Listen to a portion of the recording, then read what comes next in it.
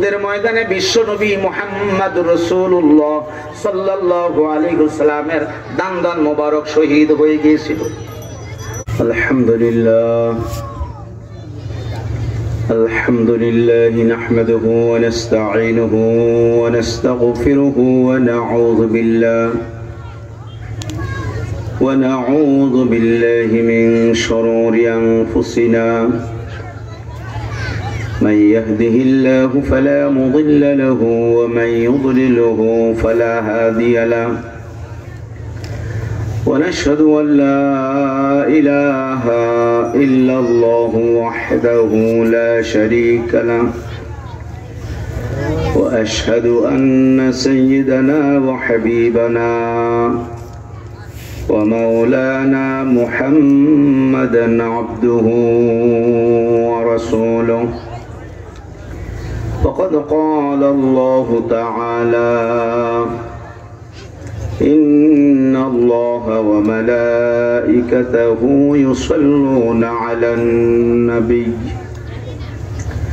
يا أيها الذين آمنوا صلوا عليه وسلموا تسليما محبة الشهادة شباب درود إبراهيم اللهم صل على محمد وعلى آل محمد كما صليت على إبراهيم وعلى آل إبراهيم إنك حميد مجيد اللهم بارك على محمد وعلى آل محمد كما باركت على إبراهيم وعلى آل إبراهيم إنك حميد مجيد لا إله إلا الله لا إله إلا الله সবাই لا إله إلا الله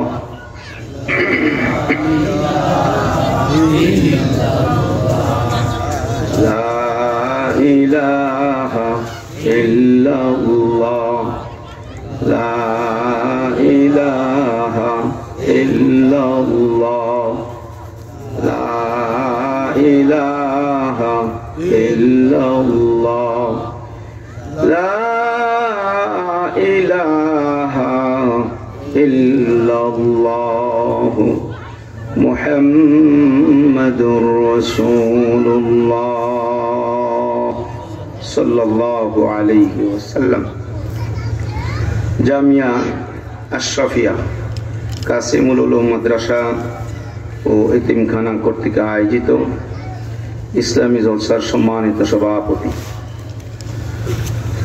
প্রধান অতিথি, বিশেষ অতিথিবৃন্দ, আজকের মাহফিলের প্রধান আকর্ষণ, প্রধান বক্তা, আমাদের সকলের সুপরিচিত জনাব আলহাজ হযরত মাওলানা মুফতি নূর হোসেন নুরানী সাহেব মাদ্দাজিল্লুহুল আলী আতানাল্লাহু উমরাহু ওয়া বারাকাল্লাহু ফি হায়াতি, দিগার হযরত উলামায়ে কেরাম, বেরাদারান ইসলাম, অত্র এলাকার পর্দার আড়ালের মা ও বোনেরা, আল্লাহ সুবহানাহু ওয়া তাআলা দরবারে লাখ কোটি শুকর যিনি আমাদেরকে তার পবিত্র কোরআনুল কারীমের আলোচনা শোনার জন্য এই সুন্দর পরিবেশে দ্বীনি মজলিসি তথা বেহেশতের বাগানের ভিতরে অল্প সময়ের জন্য হলেও আসার বসার তৌফিক আমাদেরকে দিয়েছেন। এই জন্য মালিকের দরবারে কালিমাত শুকর আদায় করে বলছি আলহামদুলিল্লাহ।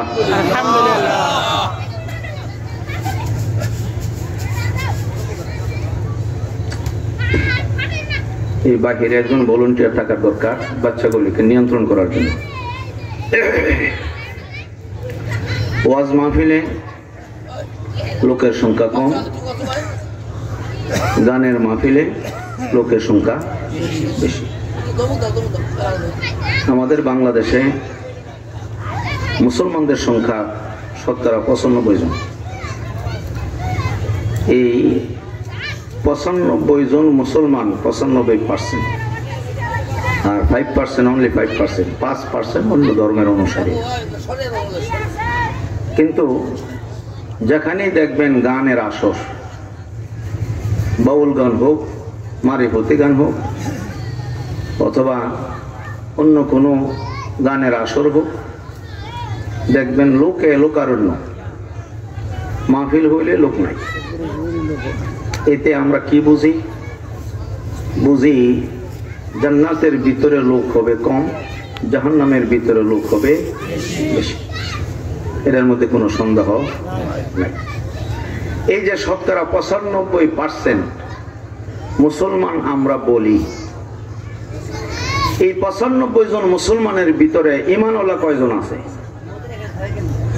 ঈমানদার কয়জন আছে? যারা আল্লাহকে মানে, আল্লাহর কোরআন মানে, শরিয়া আইন মানে, এইরকম কয়জন আছে? একটু খুঁজেন তো, বিভাগটারে একটু খাটান 2 মিনিট। যারা বলে যে আমরা কোরআনের আইন মানি না, শরিয়া আইন মানি না, আমরা বিশ্বাসও করি না, এদের সংখ্যা কি কম না বেশি?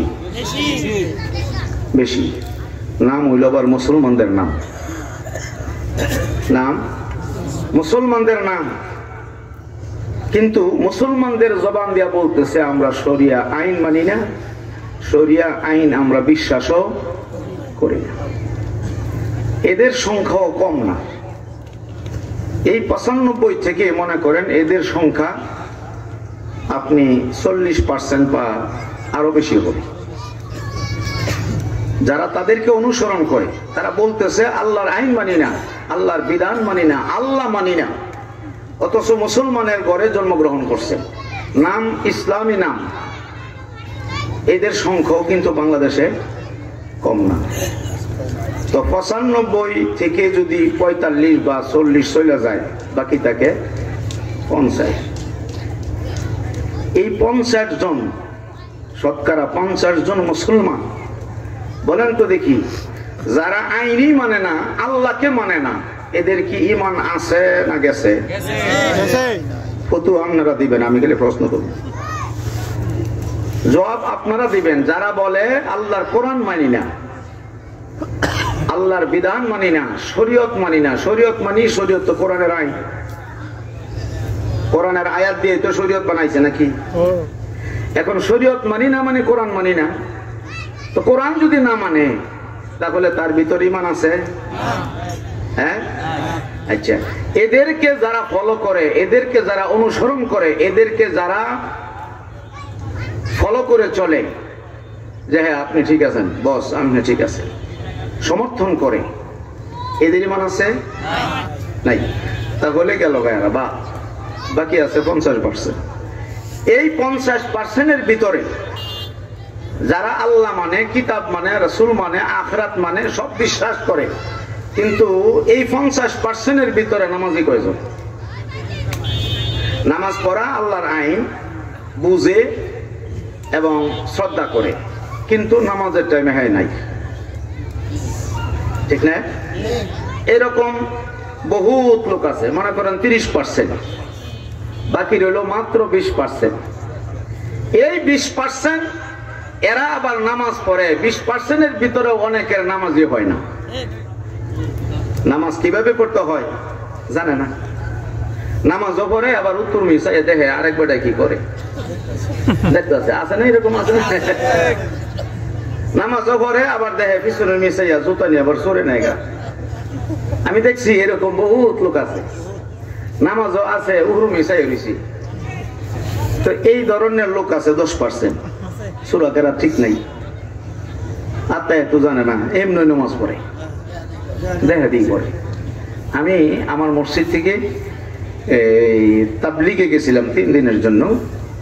তো এমনি তো দিয়ে আঙ্গুর বুল ধরে অনেক সময়, হুজুররা এটা করে, হুজুররা এটা করে। আচ্ছা যাক, তো যারা আঙ্গুর বুল ধরে হ্যাঁ করে লইয়া গেছি, নেতা কথা তো লইয়া গেছি ঘরে। এবার তো ইন্টারভিউ, আলহামদুলিল্লাহ সূরা কোন, আপনি কোন, আপনি কোন, হায় হায় যায় আঙ্গুর বুল ধরতো, হ্যাঁ দিয়ে আলহামদুলিল্লাহ সূরার মধ্যে 17-18 জায়গার মধ্যে বল, মানে সুর ওই হয় না, প্রথম থেকে শেষ পর্যন্ত সুরের কোনো খবরই নেই। বয়স কিন্তু 55-এর উপরে। তা আমি বললাম, ভাই আমি তো আপনাদের সাইনবোর্ড বাজার মসজিদে প্রায় 9 বছর, কোনোদিন তো আপনি আসলেন না সূরাতুল ফাতিহাটা আলহামদুলিল্লাহ সহি শুদ্ধ করার জন্য। আসেন খালি আঙ্গর খোসাইয়া আঙ্গর কোন জায়গায় ভুল আছে 1 মিনিট পরে আইনি কই গেছি ওয়াজ করতাম, এইগুলি তল্লাশি করেন। আলহামদুলিল্লাহ শুরু হই নাই, নামাজ পড়েন কি দেখো হুজুর আমি এমনই করি, এমনই পরে। বয়স 55 থেকে 10 বাদ দেন, নাবালেগ রইল 45টা বছর পর্যন্ত বেচারা নামাজ পড়লো, 1 ওয়াক্ত 1 রাকাত নামাজ তার হইল না।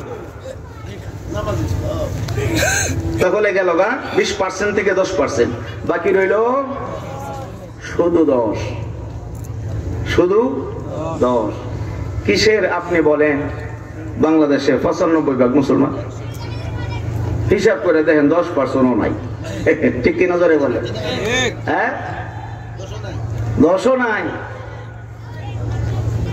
আমরা এইদিকে খেয়ালও করি না। আমার যে সূরাটা হচ্ছে না, আমি যে সূরা কেরাত জানি না, কুল আল্লাহ সূরা মুগ্ধা বাড়য় না, এরপরেও আমার এই খেয়ালটা হয় না যে কুল আল্লাহ সূরা ছাড়া, ছোট্ট 2-3টা সূরা ছাড়া, আলহামদুলিল্লাহ সূরা ছাড়া নামাজ হবে না। আর নামাজ যদি না হয় বেহেশত যাওয়া যাইত না, এই জিনিসটা আমরা বুঝিও না। ঠিক না?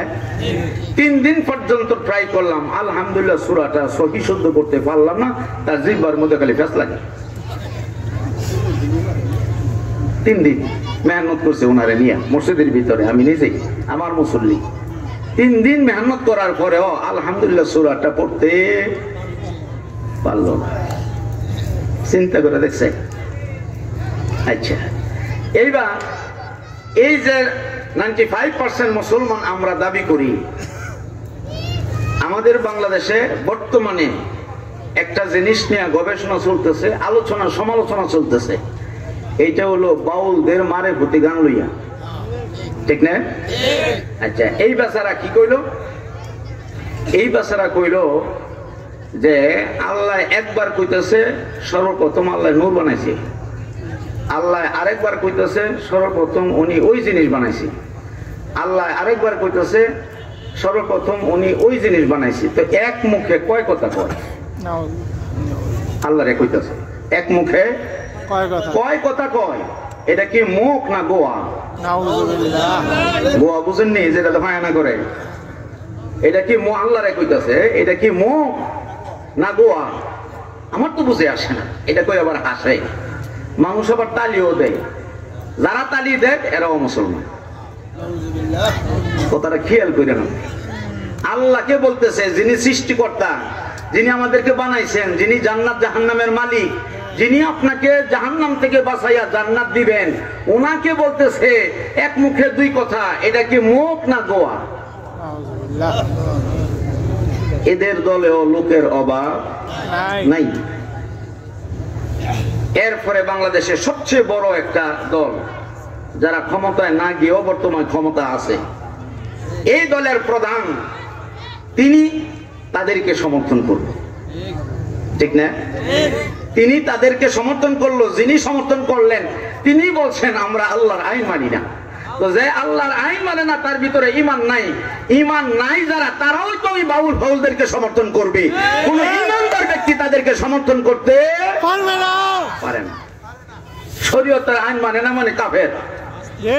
একজন কাফের হইয়া আরেকজন কাফেরকে সমর্থন করবে, এটাই স্বাভাবিক। কেউ এটাই স্বাভাবিক। আরেকবার বলতেছে কুল আউযু বিরাব্বিন নাস মালিকিন নাস ইলাহিন নাস। এত জায়গায় যে খালি নাচের কথা কইছে, এই জন্য তো আমরা নাচি। কি ব্যাখ্যাটা করলো, কি তর্জমাটা করলো। নাচ শব্দের অর্থ হলো মানুষ, আর উনি বলতেছে আল্লাহ কুল আউযু বিরাব্বিন নাস কইছে তোমরা নাচো, মালিকিন নাস আরো নাচো, ইলাহিন নাস আবার নাচো। এভাবে নাচার কথা খালি কইছো, এই লেগে তো আমরা নাচি। এই কথা বলছে পরে ওইখানে যারা ছিলেন গান শুনতেছে, তারাও বাহবা করতেছে, কি ব্যাখ্যাটা করছে।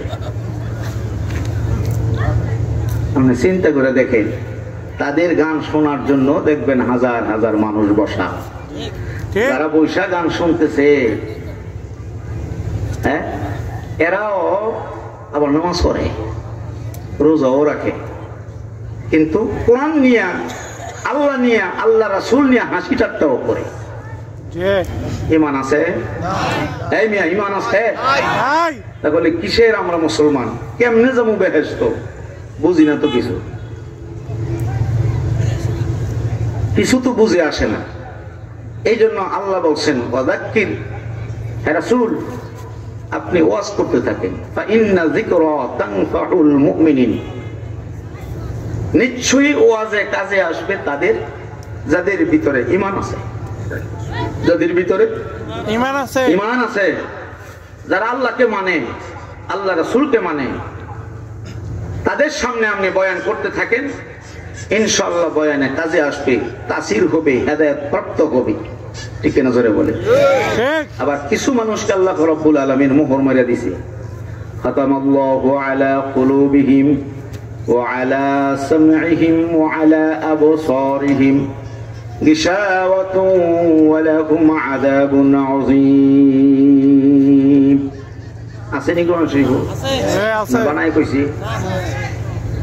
আল্লাহ রাব্বুল আলামিন বলেন, খাতামাল্লাহু আলা কুলুবিহিম, এমন কিছু লোক আছে যাদের কলবের মধ্যে, দিলের মধ্যে আমি আল্লাহ মোহর মেরে দিয়েছি। মোহর বলতে না, হালদি কয়, এখন অসন্ধি, বুঝছেন? এমনি মোহর মারা যায়, হালদি মারে। ওয়া আলা সামঈহিম ওয়া আলা আবসারিহিম, শ্রবণ শক্তির উপরে আমি আল্লাহ মোহর মারছি, দৃষ্টি শক্তির উপরে আমি আল্লাহ মোহর মারছি। কে বলতেছে? আল্লাহ।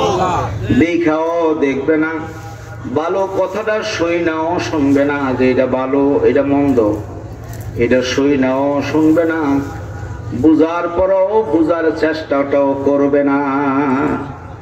এইরকম কিছু লোক আছে না নাই? আরো জোরে কোন?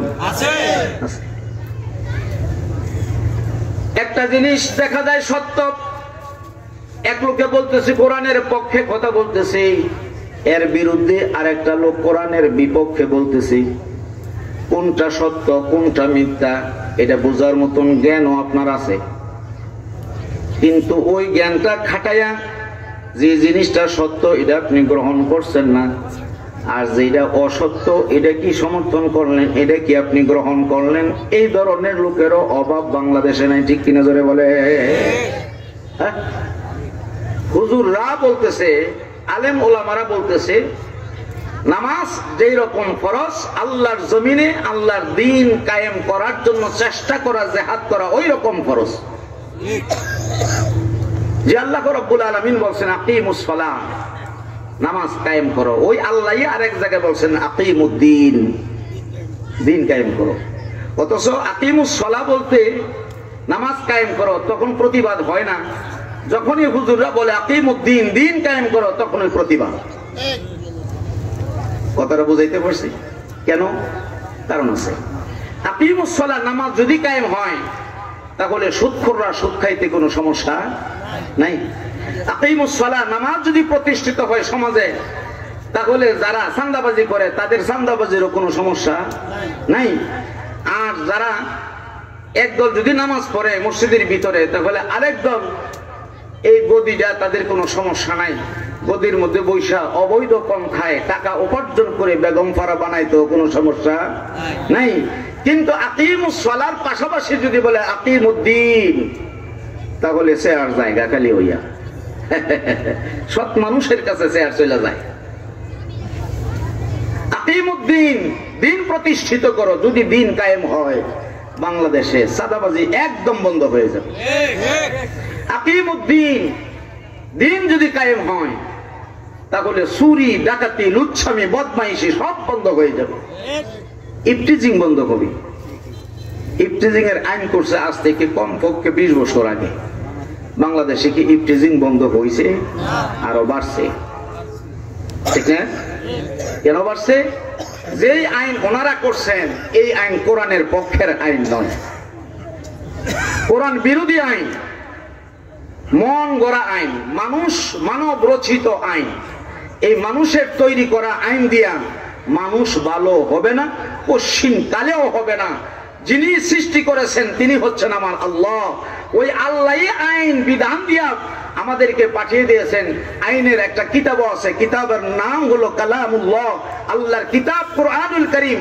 যেই পর্যন্ত আল্লাহর কোরআন দিয়া ফয়সালা না হবে সেই পর্যন্ত বাংলাদেশ থেকে ইফটিজিং বন্ধ হবে না। কারণ যিনি আমাদেরকে সৃষ্টি করেছেন তিনি জানেন কোন পথে চললে আমাদের ভালো হবে, কোন পথে চললে আমাদের অমঙ্গল হবে, আমরা জাহান্নামে যাব। এইটা যিনি আমাদেরকে সৃষ্টি করেছেন তিনি তো বেশি বুঝেন। কেউ মিয়া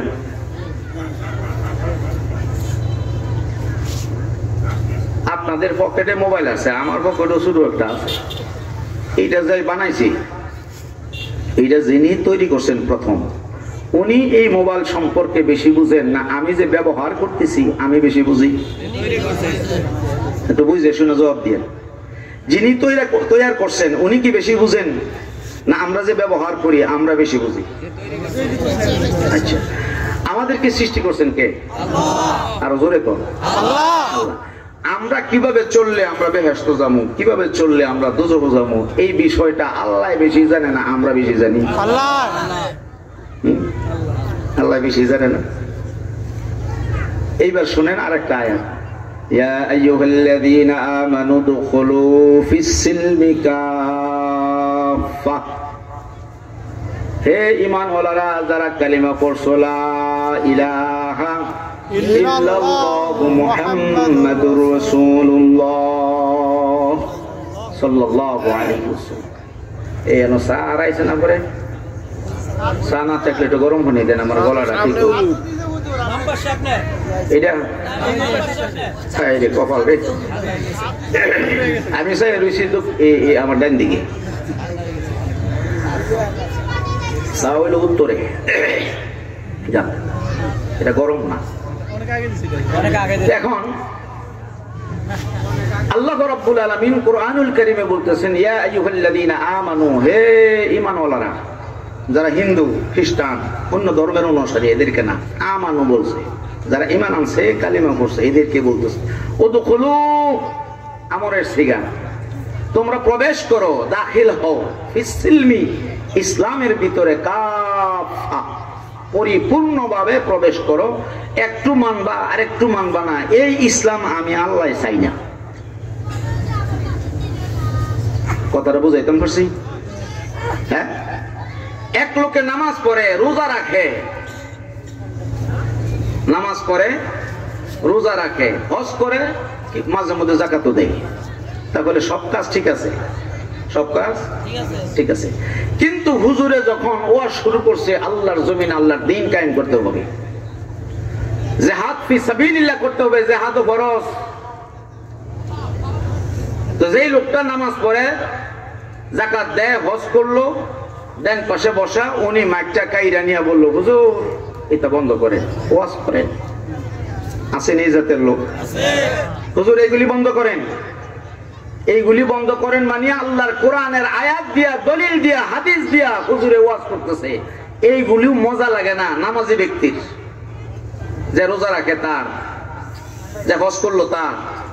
উনি বলতেছেন এইগুলি বন্ধ করেন, তার মানে আল্লাহ রাসূল যে রাজনীতি করছেন, দ্বীন কায়েম চেষ্টা করছেন, জিহাদ করছেন, এইটা উনি অস্বীকার করতেছেন, অথচ উনি মুসলমান, নামাজ পড়ে। এরকম লোক আছে না নাই? আরো জোরে বলেন আছে না নাই?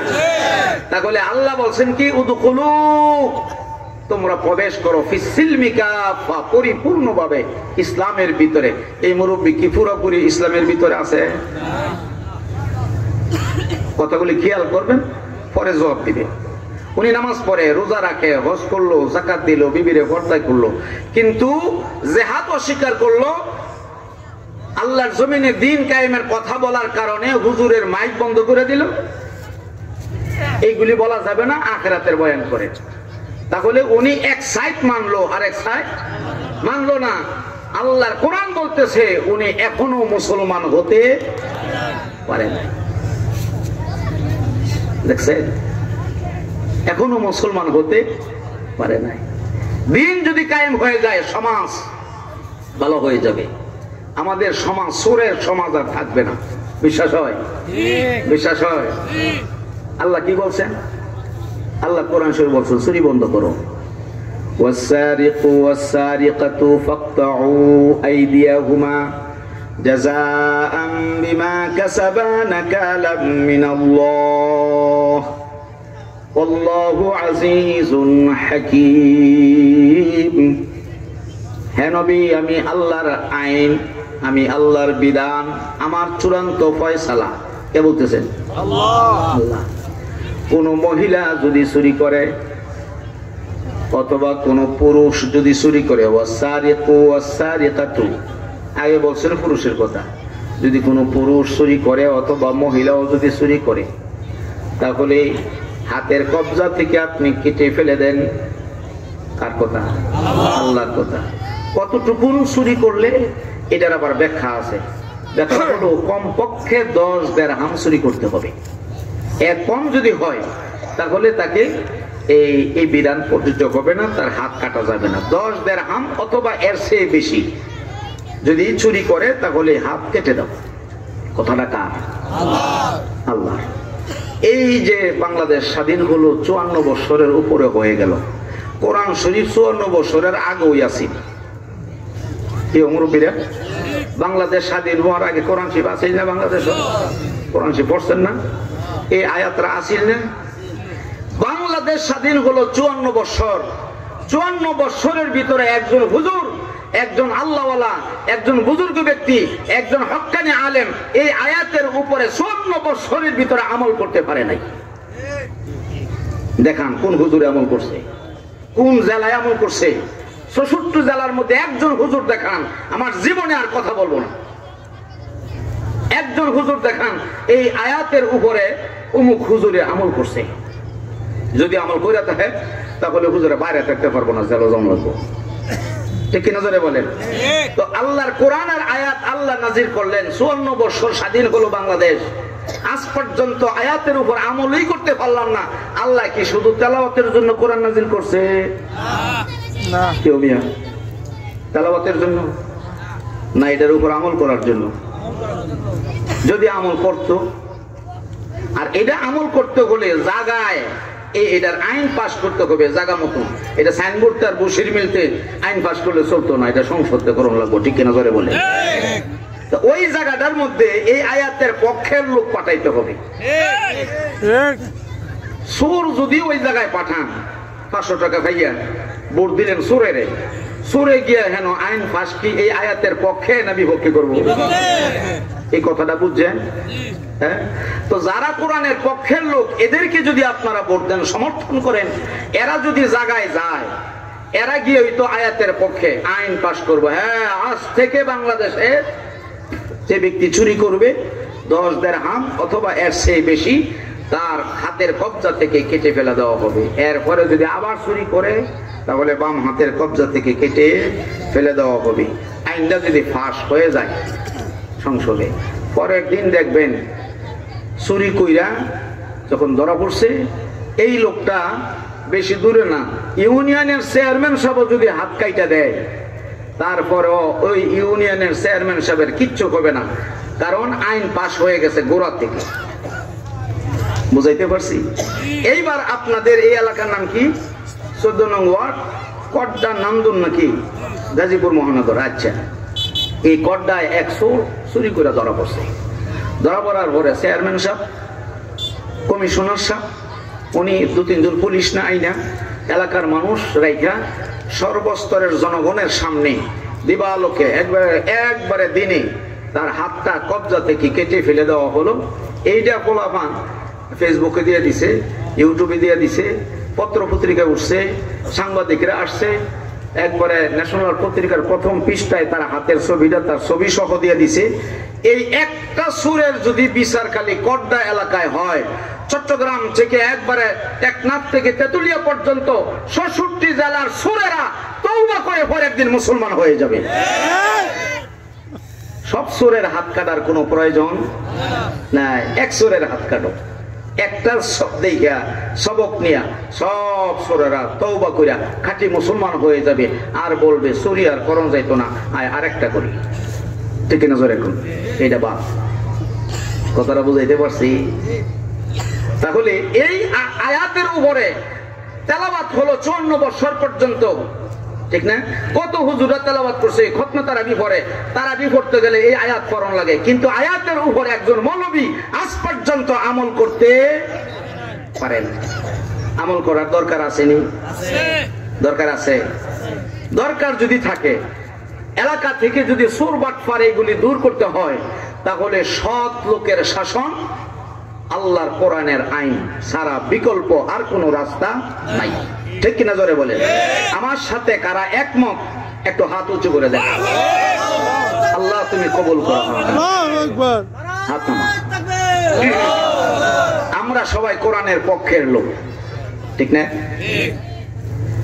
এইবার আল্লাহ রাব্বুল আলামিন বলেন, আয-যানিয়াতু ওয়াজ-যানি ফাজলিদু কুল্লা ওয়াহিদিন মিনহুমা মিআতা জালদা। নবী গো, কোন পুরুষ আর যুবতী মেয়ে অবিবাহিত যদি হয়, বিয়ে করছে না, তাহলে এরা যদি জিনা করতে গিয়া ধরা খায়, আমাদের বাংলাদেশের আইন হলো, বাংলাদেশের বিধান হলো, যদি ধরা খায় বিয়া করায় দাও। একবারে সহজ, সুবিধা করে দিছি। কিন্তু আগে যে জিনা করছে এটার কোনো বিচার নাই, ঠিক না? আমাদের সমাজে যখন যুবক আর যুবতী আকামের মধ্যে ধরা খায়, কার পুত্রে? আবুল কালামের বলা, মেয়ে কার? নুরুল ইসলামের। ডাক দেই, অভিভাবক ডাক দে, বিয়া ভরামো। মৌলবী আনছে, এই না বিয়া ভরাই দিছে, ঘর সংসার শুরু হয়েছে।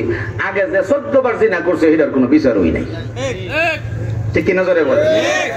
কিন্তু আল্লাহর বিধান হলো, কোরআন কি বলতেছে শোনেন,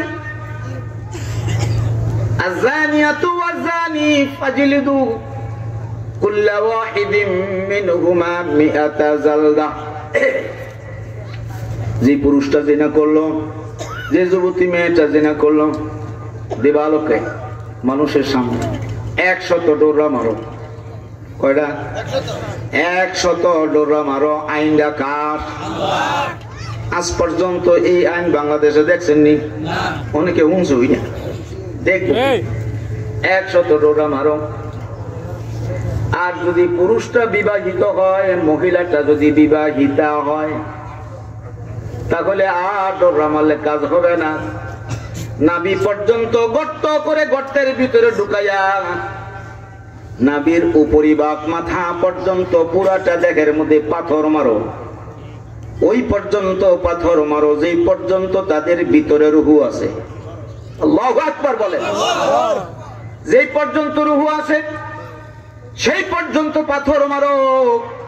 পাথর মারতে মারতে মারতে মারতে হাজার হাজার মানুষের সামনে পাথর মাইরা যখন তার দেহটা ছিন্ন বিচ্ছিন্ন হয়ে যাবে, রুহু চলে যাবে, এই দৃশ্যটা যদি টিভি চ্যানেলে প্রচার করা হয়, ইউটিউবে প্রচার করা হয়, ফেসবুকে প্রচার করা হয়, পত্র পত্রিকায় প্রচার করা হয়, যুবকেরা জিনা করা তো দূরের কথা, ইফটিজিং এর চিন্তাও কোনোদিন করত না। তখন আপনার মেয়ে আমার মেয়ে, আপনার মেয়ে আমার মেয়ে সকাল 6টা থেকে শুরু করে গভীর রাত পর্যন্ত বাইরে ঘোরাফেরা করতে পারবে, কোনো সমস্যা হবে না। কোন যুবক তারে ডিস্টার্ব করবে না, ইফটিজিং করবে না। কারণ যুবক জানে, আমি যদি তাকে ডিস্টার্ব করি, কোরআনের আইন বর্তমানে আছে, আমাকে আর দুনিয়ায় থাকতে দেওয়া হবে না। একটা যুবক আর একটা যুবতীর, একটা যুবক একটা যুবতীর বিচার যদি করা হয় আপনাদের গাজীপুর কড্ডা এলাকায়, আর যারা পরকীয়ার মধ্যে লিপ্ত আছে, বিবাহিতা মেয়ে, বিবাহিত পুরুষ, তারও বউ আছে, এই ভিডিও জামাই আছে, এরপরেও আরেকজন লডর বডর করে, এই লডর বডর করতে গিয়ে যদি ধরা খায়, আল্লাহ বলতেছেন কোমর পর্যন্ত গর্ত করে এবার পাথর মারো। এই মহিলাকে যদি পাথর মারা হয়, পুরুষটাকে যদি পাথর মারা হয়, সারা দেশব্যাপী যদি প্রচার করা হয়, এই দৃশ্যটা দেখা পরকীয়া তো দূরের কথা, পরকীয়া কোনো মানুষ স্বপ্নেও দেখতো না। তখনই দেখবেন কোরআনের আইন চালু হয়ে গেলে সমাজ ভালো হয়ে গেছে, সমাজ ভালো হলো, দেশ ভালো হলো, সাদাবাজি বন্ধ হয়ে গেল। সাদাবাজি যারা করে তারাই তো দিনের কথা, আকিমুদ্দিনের কথা বললে বাধা দেয়। চাঁদাবাজি যারা করে, যারা শরিয়া আইন মানে না, এরাই তো আমাদেরকে আমাদের সম্মুখ থেকে মাইক কেড়ে নেয়। ঠিক কি নজরে বলেন? যদিও মুসলমান, নামে মুসলমান, কাজে মুরতাদ, মুনাফিক। ঠিক কি নজরে বলেন? কাজে কি মুনাফিক। তারা চায় না, কারণ তারা বুঝে মৌলবীরা যদি ক্ষমতায় যায়, সৎ লোক যদি যায়, তো সৎ লোক চেয়ারের মধ্যে বসলে এলাকায় কোনো মস্তান চাঁদাবাজি করতে পারবে না, পকেটে টাকা আর আসবে না, বেগম পাড়ায় বানাতে বাড়ি বানাইতে পারবে না। 832 ভরি স্বর্ণ আঙ্গর বউ, এরা আধা ভরি স্বর্ণ দিতে পারি না আমরা। 1 ভরি স্বর্ণের লেগে কাম দেয়, দিতাম পারি না। 832 ভরি স্বর্ণ ভিতরে বইরা রাখে কেউ মিয়া। এগুলি কি বৈধ পন্থায় উপার্জিত না অবৈধ পন্থায় উপার্জিত? এইগুলি সব বন্ধ হবে যদি আল্লাহর কোরআন, আল্লাহর কোরআনের আইন যদি বাংলাদেশে চালু হয়। ঠিক কিনা জোরে বলে? আপনাদের চোখের সামনে গত কয়েক বছর আগে একজন মন্ত্রী, ইসলামিক দল থেকে 2 জন মন্ত্রী হয়েছিলেন, নাম বলবো না, একজন মন্ত্রী বলেছিলেন ফখরুল সাহেবকে, ও ফখরুল সাহেব, উনি তো তখন তত্ত্বাবধায়ক সরকার, ফখরুল সাহেবকে বলছেন, আমরা 2 জন মন্ত্রী 5 বছর মন্ত্রিত্বগিরি করছি, আমি এবং উনি 5 বছরে 2 জনের 2 টাকা যদি সরকারি তহবিল থেকে আত্মসাৎ করি, দেখাইতে যদি পারেন, জিন্দেগিতে কোনোদিন ইসলামী দল করব না। বলে নাই? বলছে না? আচ্ছা, তাহলে কতটুকু সৎ সাহস থাকলে এই কথা বলতে পারে যে 5 বছরে যদি 2 জনের 2 টাকা চুরি করি, আত্মসাৎ করে দেখাইতে পারেন, কোনদিন ইসলামী দল করব না। এরাই তো সত্যিকারের মুসলমান। বাংলাদেশ স্বাধীন হওয়ার এই 54 বছরের ভিতরে কোন মন্ত্রী এই কথা বলতে পারছে? কোন সরকার এই কথা বলতে পারছে? সরকার এইগুলি বাদ দেন, কমিশনার, কোন কমিশনার বলতে পারবে 5 বছরের ভিতরে আমি 1 টাকাও চুরি করি নাই? না, পারবে না। এই সব সাহস নাই, কারণ হ্যাঁ সুযোগে সদ্ব্যবহার করছে, রাত্রে চুরি করছে, দিনও চুরি করছে। ঠিক কিনা করে বলে? এই চোরেরাই বাধা দেয়। হুজুরা যখন সত্য কথা বলে, হুজুরা যখন দিন কায়েমের কথা বলে, এই চোরেরা বাধা দেয়। ঠিক কিনা জোরে বলে? কারণ চোরেরাও জানে আমাদের রাজনীতি আর কোরআনের রাজনীতি এক রাজনীতি না। আমাদের রাজনীতি হলো চুরির রাজনীতি, কোরআনের রাজনীতি হলো চুরি বন্ধ করার রাজনীতি। ঠিক কিনা জোরে বলে? হ্যাঁ, চুরি বন্ধ করার রাজনীতি। নবী রাজনীতিবিদ ছিলেন, ওনার মতন নেতা এই পৃথিবীতে আর কোনোদিন আসবে না। উনি মেহনত কিছু অন্য বছর করছে না, এক জায়গায় করছে 13 বছর, আর এক জায়গায় এসে করছে মাত্র 10 বছর। 10 আর 13 কত? 23 বছর নবীজি মেহনত কইরা পুরা দেশ থেকে ইফতিজিং বন্ধ, জিনা বন্ধ, চুরি বন্ধ, ডাকাতি বন্ধ। একজন মহিলা শত শত মাইল রাত্রের বেলায় হেঁটে যাচ্ছে, যুবক দেখতেছে, এরপরেও তার উপর ইফতিজিং করে নাই, ডিস্টার্ব করে নাই, জিনার চিন্তাও করে নাই। এই পরিবেশ সৃষ্টি করেছেন মাত্র 23 বছরের মেয়াদে। সুবহানাল্লাহ বলে কম। কথাগুলি কি মিথ্যা? হ্যাঁ, নবীজির মেহনতে সব বন্ধ হয়েছে কিনা? তা আমরা ওয়াজ করি, নবী ওয়াজ করছি, ওনার ওয়াজে চুরি বন্ধ হইলো, ইফতিজিং বন্ধ হইলো, জিনা বন্ধ হইলো। আমরা মৌলবীরা ওয়াজ করি, একটাও বন্ধ হয় না, আরো চালু হয়। তাহলে আমাদের ওয়াজ আর নবীজির ওয়াজের মধ্যে আকাশ পাতালের ব্যবধান। আকাশ পাতালের ব্যবধান। এই জায়গাটার মধ্যে আসলে আমরা নিজেরা ধরা। আমার আগে যিনি বয়ান করে গেছেন সিলেটের একজন হুজুর, উনি একটা কথা বলছিলেন, আপনাদের মনে আছে কিনা জানি না। উনি একটা কথা বলে গেছেন, ইত্তাবিউ মান লা ইয়াসআলুকুম আজরাও ওয়া হুম মুহতাদুন। এটা কি কোরআনের আয়াত নেই? কোন পারায়? 23 পারায়, সূরা ইয়াসিন। অস্বীকার করলে কাফের হয়ে যাবো। কোন ব্যক্তি যদি অস্বীকার করে কাফের, ডাইরেক্ট কাফের। আল্লাহ রাব্বুল আলামিন কি বলতেছেন? ইত্তাবিউ মান লা ইয়াসআলুকুম আজরা ওয়া হুম মুহতাদুন। হে রাসূল, আপনি বলুন ইত্তাবিউ এটা আমরের সিগা, তোমরা ইত্তেবা করো, অনুসরণ অনুকরণ করো, ফলো করো। কে বলছেন? মাল্লা ইয়াসআলুকুম আজরাও, মাল্লা ইয়াসআলুকুম আজরাও, তোমাদের কাছে সওয়াল করে না উজরতের টাকা, যে তুমি টাকা দাও আমি দ্বীনের কথা বলি, এত টাকা দাও, 25,000 দাও, না দিলে বয়ান করতাম না। আসেনি এরকম লোক? আসেনি? আর এরা যখন বয়ান করে তখনই দেখবেন ছাতক ফাঁকির নে চুপ করে বসে তাই বিড়ি সিগারেট বন্ধ করে, খাওয়া বন্ধ করে আইসা চতুর পাশে দাঁড়াইয়া খালি শোনে। আসলে এই শোনার মধ্যে কোনো ফায়দা নাই। তার কারণ হলো আল্লাহ নিজে বলতেছেন যে বয়ান করে হ্যাঁ হেদায়েতের উপরে নাই। কে বলছে? আল্লাহর কথা বিশ্বাস হয় না, খালি মৌলবীদের কথা বিশ্বাস হয়। এই জায়গাটার মধ্যে আমরা ধরা। ইত্তাবিউ মান লা ইয়াসআলুকুম আজরা ওয়া হুম মুহতাদুন। আল্লাহ নিজে বলতেছেন যারা হেদায়েতের বাণী শোনায়, যারা কোরআনের ওয়াজ করে, যারা হাদিসের ওয়াজ করে, যারা আখিরাতের বয়ান করে, যারা দ্বীন কায়েমের কথা বলে, কিন্তু বলার পরে তোমাদের কাছে উজরত চায় না, বিনিময়ে চায় না, কন্ট্রাক্ট করে না, টাকার কোনো প্রশ্নই নাই, দ্বীনের কথা বলতেছে।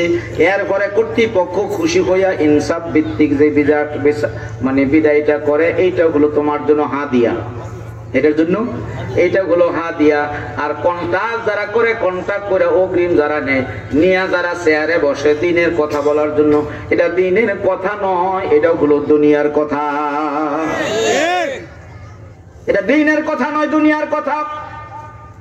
এইবার আমরা যারা ওয়াজ করি, বক্তা যারা আছে, আপনারা যারা সাধারণ পাবলিক আছেন, আপনাদের বিভাগটা দিয়ে বিচার করেন কয়জন বক্তা টিকবো আয়াতের পক্ষে, কয়জন বক্তা টিকবো?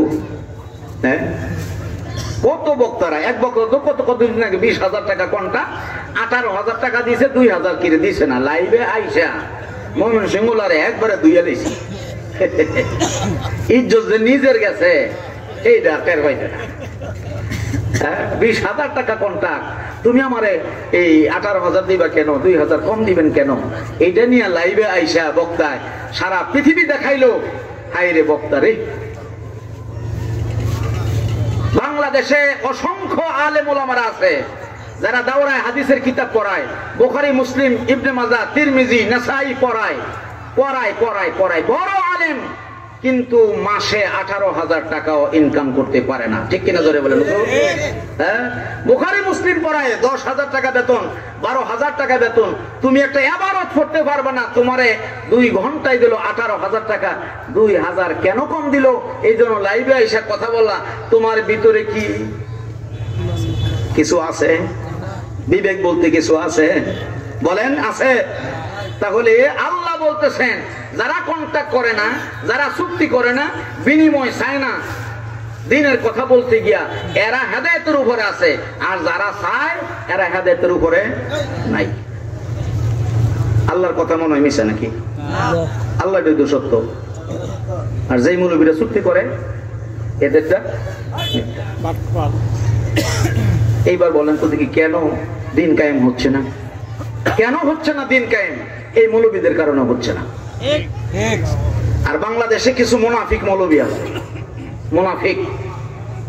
এই মুনাফিকের দলেরা রাসূলের জামানায় যে রকম ডিস্টার্ব করতো, বর্তমানেও আলেম নামের কলঙ্ক কিছু মুনাফিক আছে, এরা ডিস্টার্ব করতেছে আল্লাহর দ্বীন কায়েমের পক্ষে। ঠিক কিনা জোরে বলেন? এই কথাগুলো আপনাদের বিরুদ্ধে যাইতেছে না, আমার বিরুদ্ধে যাইতেছে। এরপরও বলতেছি, সত্য কথা বলতেই হবে। রাসূলের জামানায় মুনাফিক ছিল কিনা? ছিল কিনা? আমাদের জামানায় মুনাফিক আছে কিনা? আছে। তুমি একজন মুসলমানকে, তুমি একজন বক্তা হইয়া, পাগড়িওয়ালা হইয়া, লাঠিওয়ালা হইয়া, আল্লাহওয়ালা হইয়া, একজন দ্বীনের দায়ী হইয়া, তুমি ইসলামপন্থী যারা তাদেরকে সমর্থন করতে পারলে না, যারা দ্বীন ওই মানে না, আল্লাহর কোরআন মানে না, তাদেরকে তুমি সমর্থন করলা। তোমার মতন মুনাফিক বাংলার জমিনে একজনও নাই। এই কথা বলার কারণে আগামী বছর যদি দাওয়াত না দেয়, আলহামদুলিল্লাহি রাব্বিল আলামিন। বুঝলেন? সত্য কথা বলার কারণে যদি কোনো লোক আমাকে পছন্দ না করে, আলহামদুলিল্লাহ, কোনো সমস্যা নাই। রাসূলের জামানায় মুনাফিক ছিল, মুনাফিকের দ্বারা এটা একটা নামতো না। এই বড় বক্তা আইলে পরে নামবো, এটা সব জানি আমি, আমারও আজ নামতো না একটাও। আর কিছু নাম লইলে যদি আখেরাতের বয়ান করতাম, এখন তো বয়ান করতেছি অন্য দার্সে। তো যাই হোক, আমি কাউকে বলবো না, আপনারা নামেন, বসেন, আলোচনা শোনেন। শুনতেছে তারা, মাইকদা শুনতেছে, ঠিক না? মাইকদা শুনতেছে। কাজী রাসূলের জমানায় মুনাফিক ছিল, মুনাফিক দিয়া ইসলামের যত ক্ষতি হয়েছে বর্তমানে হচ্ছে, একজন হিন্দু দিয়াও এত ইসলামের ক্ষতি হয় নাই, ঠিক কিনা ধরে বল।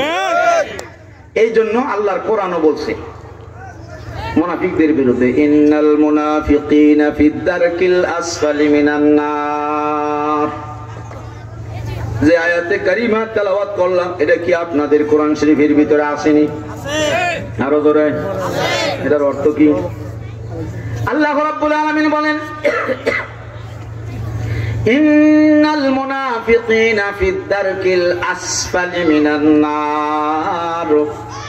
হে নবী, আপনি জানায় দেন, যারা টুপি মাথায় দিয়া, দাড়ি রাইখা, তসবিটা হাত নিয়া, লাঠিটা হাত নিয়া, পাগড়িটা মাথায় দিয়া, লম্বা জামা গায়ে দিয়া, সুরতে মুসলমান, ভিতরে ঈমান নাই, ভিতরে ঈমান নাই, মানুষদেরকে ধোঁকা দেয়, দিন কায়েমের কথা বললে হুজুরে ক্ষিপা যায়। ওগো নবীজি, এরাই হলো মুনাফিক, সুরতে মুসলমান, ভিতরে ঈমান নাই। ومن الناس من يقول آمنا بالله وباليوم الآخر وما هم بمؤمنين। الله أكبر জোরে কোন আসেনি কোরআন শরীফ? আল্লাহ কয়, ومن الناس من يقول آمنا بالله وباليوم الآخر। কিছু লোক আছে আপনার সামনে এসে বলবো আখিরাতের প্রতি ঈমান আনছি, আল্লাহ আল্লাহ রাসূলের প্রতি ঈমান আনছি। নবী গো, আমি আল্লাহ তো তাদের অন্তরের খবর রাখি, তারা মুখ দিয়া ঈমান আনলেও অন্তর দিয়া ঈমান আনে নাই। ওমা হুম বিমুমিনিন, তারা মুমিন হয় নাই। কথা কার? আল্লাহ। আয়াত দিয়ে দলিল দিতেছি। এরপর আল্লাহ রাব্বুল আলামিন বলেন, যারা টুপি মাথায় দিয়া, দাড়ি রাইখা, টুপির উপরে পাগড়িটা টাইট করে বাইন্দা, লম্বা জামা গায়ে দেয়া, ইসলামের বিরুদ্ধে কথা বলে, ওগো নবীজি, তাদের ঠিকানা হলো কাফের, বেঈমান, ইহুদি, খ্রিস্টানদের যে জাহান্নামের ভিতরে দিব, তাদেরও নিচে। মুনাফিকরা থাকবো নিচে, কাফেররা থাকবো উপরে। ইন্নাল মুনাফিকিনা ফিদ দারকিল আসফালি মিনান নার। জাহান্নামের একেবারে তলদেশে থাকবো মুনাফিকেরা। কারণ কাফের বেঈমান দিয়াও ইসলামের এত ক্ষতি হয় নাই যত ক্ষতি হইছে টুপিওয়ালা মুনাফিক দিয়া, ঠিক কিনা করে বলেন? উহুদের ময়দানে 1000 সৈন্য নিয়ে বিশ্বনবী চলছেন। বুখারী শরীফ আছে, মুসলিম শরীফ আছে। উহুদের যুদ্ধের ঘটনা, বদরের ঘটনা কোরআন শরীফে আছে, আছে না নাই? তো 1000 সাহাবী নিয়ে বিশ্বনবী রওনা দিয়েছেন। আব্দুল্লাহ ইবনে উবাই মুনাফিক, টুপি আছে, দাড়ি আছে, পাগড়ি আছে, লম্বা জামা আছে, নবীর বরাবর দাঁড়ায়া নামাজটাও পড়ে, মসজিদের নববীর ভিতরে নামাজ পড়ে, নবীর সাথে চলাফেরা করে, নবীর সাথে দাওয়াত খায়। এর মতন ভালো মানুষ আসেনি। কিন্তু দিন কায়েম হোক, আল্লাহর জমিনে কোরআনের আইন বাস্তবায়ন হোক, এই লোকটা এটা চায় না। এই জন্য যুদ্ধের ময়দান থেকে, রাস্তা থেকে 300 সাহাবায়ে কেরামদেরকে বুঝাইয়া টুজাইয়া নিয়ে আসে পেছনের দিকে। কেন? মইরা লাভ নাই, তোমার না খেজুর বাগান আছে, খেজুর পাকতাছে। তো আরেকটারে বুঝাইতেছে, তুমি না গত সপ্তাহে বিয়া করছো, তো নতুন বউ তুইয়া তুমি কই যাও? এই মিয়া, যুদ্ধ করা জরুরি না বউ লগে তাহা জরুরি? আয় বড়। আরেকটারে বুঝাইতেছে, তোমার না 2টা সন্তান আছে, মিয়া তুমি যেই জায়গায় যাইতেছো, উহুদের ময়দানে গিয়া যদি মারা যাও, এই সন্তানের অবস্থা হবে কি, তোমার বউর অবস্থা কি? এইভাবে বুঝায় টুজাইয়া 300 সাহাবায়ে কেরামদেরকে নিয়ে আসছে। জোরে কন্যা নাউযুবিল্লাহ। 100 থেকে 300 চলে গেলে আছে কয়জন? এই 700 সাহাবায়ে কেরাম নিয়ে 3000 কাফের বেঈমানদের, যাদের প্রত্যেকের হাতে অস্ত্র ছিল রে ভাই, মুসলমানদের হাতে কোনো অস্ত্র টস্ত্র ছিল না। এই কাফেরদের বিরুদ্ধে যুদ্ধ করতে গিয়া সংখ্যা যেহেতু কমে গেছে, ওই যুদ্ধের ময়দানে বিশ্বনবী মুহাম্মদুর রাসূলুল্লাহ সাল্লাল্লাহু আলাইহি ওয়াসাল্লামের দান মোবারক শহীদ হয়ে গিয়েছিল। রক্তে রক্তাক্ত হয়ে গেছে, পুরা দেহটা রক্তে রক্তাক্ত হয়ে গেছে। উহুদের ময়দানে আল্লাহর পয়গম্বর দাঁত মুবারক যখন ভেঙে পড়ে গেল, পুরা দেহটা রক্তে রক্তাক্ত হয়ে গেছে। মুখ থেকে টাট্টা রক্তগুলি চোখের সামনে আইনা আল্লাহর পয়গম্বর বলেন, এই জাতি কিভাবে হেদায়েত প্রাপ্ত হবে, তারা কিভাবে মাওলার জান্নাতে যাবে যারা তাদের নবীর দান মোবারক শহীদ করে দিল। দুঃখ কারে কয়? 70 জন সাহাবে কেরাম শহীদ হয়ে গেল। 70 জন সাহাবীদের ভিতরে আল্লাহ রাসূলের আপন চাচা আমির হামজাও ছিলেন, ঠিক কিনা জোরে বলেন? এই আমির হামজা রাদিয়াল্লাহু তাআলা আনহু, উনি সহ 70 জন সাহাবীর কবর উহুদের ময়দানে আছে না নাই? আমি অসংখ্যবার ওই জায়গায় গেছি, তাদের কবর জিয়ারত করেছি, আল্লাহ তৌফিক দিয়েছেন। তো 70 জন সাহাবে কেরাম শহীদ হলো, একমাত্র কারণটা হলো আব্দুল্লাহ ইবনে উবাই মুনাফিকের কারণে। 300 সাহাবী কমে গেছে, ঠিক কিনা জোরে বলেন? এই আব্দুল্লাহ ইবনে উবাই মুনাফিক যেদিন মারা গেছে, মরণের পরে তার ছেলেদের ময়দানে বিশ্বনবী মুহাম্মদুর রাসূলুল্লাহ সাল্লাল্লাহু আলাইহি ওয়াসাল্লামের দান মোবারক শহীদ হয়ে গিয়েছিল। রক্তে রক্তাক্ত হয়ে গেছে, পুরা দেহটা রক্তে রক্তাক্ত হয়ে গেছে। উহুদের ময়দানে আল্লাহর পয়গম্বর দাঁত মুবারক যখন ভেঙে পড়ে গেল, পুরা দেহটা রক্তে রক্তাক্ত হয়ে গেছে। মুখ থেকে টাট্টা রক্তগুলি চোখের সামনে আইনা আল্লাহর পয়গম্বর বলেন, এই জাতি কিভাবে হেদায়েত প্রাপ্ত হবে, তারা কিভাবে মাওলার জান্নাতে যাবে যারা তাদের নবীর দান মোবারক শহীদ করে দিল। দুঃখ কারে কয়? 70 জন সাহাবে কেরাম শহীদ হয়ে গেল।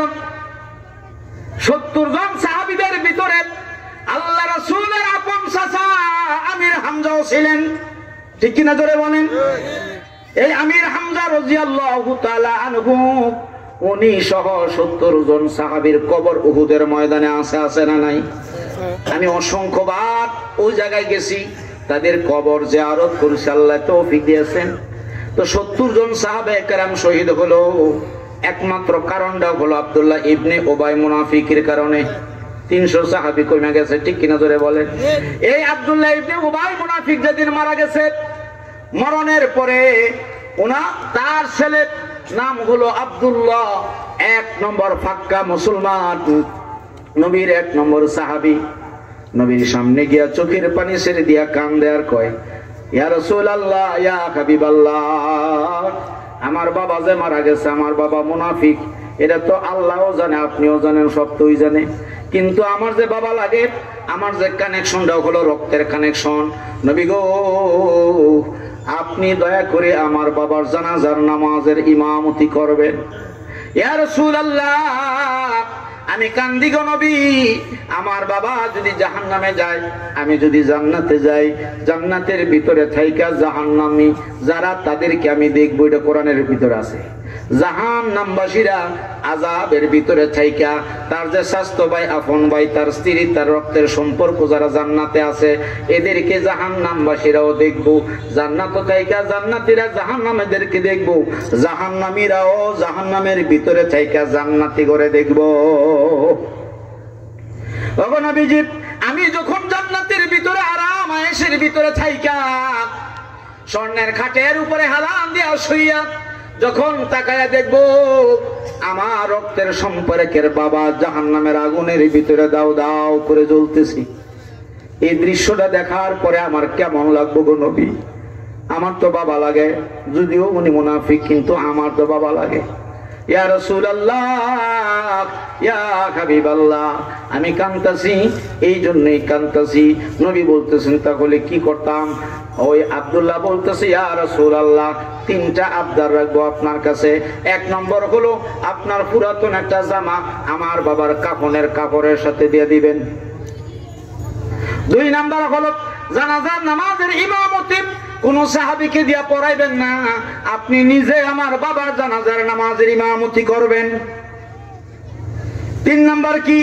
জানাজার নামাজ যখন শেষ হয়ে যাবে, যখন কবরস্থ করা হবে, মাদফুন করা হবে, কবর দেওয়া হবে, মাটি দেওয়ার পরে আপনি একটু মুনাজাত করবেন, আল্লাহকে বলবেন, আল্লাহ আব্দুল্লাহর বাবারে তুমি মাফ করে দাও। নবীজি বলতেছেন তাহলে লাভটা কি হইব? লাভ হইব আপনার জামা মুবারক যদি আমার বাবার শরীরের মধ্যে লাগানো থাকে, আমার দৃঢ় বিশ্বাস কবরের মাটি এক পাশের মাটি আরেক পাশের মাটি এইভাবে যে চাপ দিব, এক পাশের হাড় আরেক পাশের হাড্ডির ভিতরে ঢুকে যাইব। আপনি তো বলছেন এইটাও হবে না, কারণ আমার বাবার শরীরে আপনার জামাটা আছে।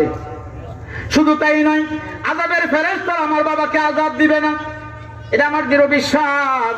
আর আপনি যদি জানাজা নামাজটা পড়ান গো নবী, এই উসিলায় হতে পারে আল্লাহ আমার বাবারে মাফ করে দিবে। 3 নম্বর হলো আপনি যদি আমার বাবার মাগফিরাতের জন্য দোয়া করেন, রব্বুল আলামিন আব্দুল্লাহর বাবাকে তুমি মাফ করে দাও। আমার দৃঢ় বিশ্বাস আপনি তো নবী, আল্লাহর সাথে আপনার কানেকশনটা ভালো, যোগাযোগ ভালো। নবী গো, আপনার দোয়া কুশিন কালেও আমার আল্লাহ ফেরাইয়া দিবে না। বিশ্ব নবী তার চোখের পানি দেখে মায়া লেগে গেছে, উহুদের কথা ভুলেই গেছে। কয় ঠিক আছে আব্দুল্লাহ, আর কান্দিস না, 3টা আবদার রক্ষা করব ইনশাআল্লাহ। আমার জামাটা নিয়ে যাও, তোমার বাবারে গিয়ে গোসল দাও, জানাজা যখন রেডি হবে তখন আমারে জানাইও, আমি যাবো ইনশাআল্লাহ। জানাজা যখন রেডি হয়ে গেছে 5-10 মিনিট আগে আল্লাহ রাসূলকে যখন খবর দিলেন, খবর দেওয়ার পরে বিশ্ব নবী রওনা দিলেন। রওনা দেওয়ার সময় হযরত ওমর রাদিয়াল্লাহু তাআলা কাছেই ছিলেন। প্রশ্ন করলেন, হুজুর কই যান, কোথায় যাচ্ছেন গো নবী? কয় আব্দুল্লাহর বাবা যে মারা গেছে তার জানাজার নামাজ পড়াইতাম। ওমর বলতেছেন, ওমরের রাগ বেশি ছিল, হুজুর উহুদের কাহিনী কি আপনি ভুলে গেছেন? ইয়া রাসূলুল্লাহ, উহুদের ময়দানের ঘটনা বলে গেছেন। 300 সাহাবে কেরাম নিয়ে আসে, দান্দার মোবারক শহীদ হলো, আপনার পুরা দেহটা রক্তে রক্তাক্ত হয়ে গিয়েছিল গো নবী। 70 জন সাহাবে কেরাম শহীদ হয়েছে, সব ঘটনা বলে গেছেন। নবী গো, আমি উমর বলি নাই, আমি জীবিত থাকতে আপনাকে আমি দিব না তার মুনাফিকের জানাজার নামাজের ইমামতি করতে। নবীর সামনে গিয়ে দাঁড়াইছি, নবীর জামা এইভাবে ধরছি, এইভাবে দইরা বলতেছে, না আপনাকে আমি দিব না, আপনি যাইবেন না। আল্লাহর পয়গম্বর এই যে আব্দুল্লাহর চেহারাটার দিকে তাকায়া মায়া লাগতেছি, বলতেছে আব্দুল্লাহ যে কান্দে, আব্দুল্লাহর চোখের পানি দেখে তো আমার মায়া লেগে গেছে। ওমর রে, তুমি আমার জামাটা ছেড়ে দাও, আমি যাই এই জন্য যাব যেহেতু আল্লাহ আমাকে নিষেধ এখনো করে নাই। আল্লাহ যখন নিষেধ করে নাই তাহলে তুমি আমারে নিষেধ করতেছো কেন? আমি যদি তার বাবার জানাজার নামাজটা পড়াই, আল্লাহ যদি তার বাবারে মাফ করে দেয়, তাহলে আমার জানাজার নামাজ পড়ানোর কারণে আমার উম্মত থেকে একজন হলেও তো জাহান্নামের আগুন থেকে বাঁচলো। নবীর কি দয়া, কি মায়া উম্মতের জন্য, একজন হলেও তো জাহান্নামের আগুন থেকে বাঁচলো। ওমর রে, তুমি আমাকে বাধা দিও না। এইভাবে বলার পরে হযরত ওমর জামার আস্তিনা ছেড়ে দিছেন। চিন্তা করলেন, আল্লাহ তো দেখতেছেন নবী জানাজার নামাজ পড়ানোর জন্য যাচ্ছেন, আল্লাহ দেখেও যদি আল্লাহ নিষেধ না করে তো আমি ওমর কেন নিষেধ করব? ঠিক না জোরে বলেন। এই চিন্তাটা যখন ঢুকছি, জামা ছেড়ে দিছি, হুজুর আপনি যান। নবীজি ইমামতি করছেন, ইমামতি করাও শেষ, জিবরাইল আসাও শুরু। সুবহানাল্লাহ। সালামটা যেই মাত্র ফিরাইছে, আকাশের দিকে তাকায় দেখে উপর থেকে জিবরাইল আলাইহিস সালাম নবীজি বরাবর নামতেছে। আল্লাহু আকবার।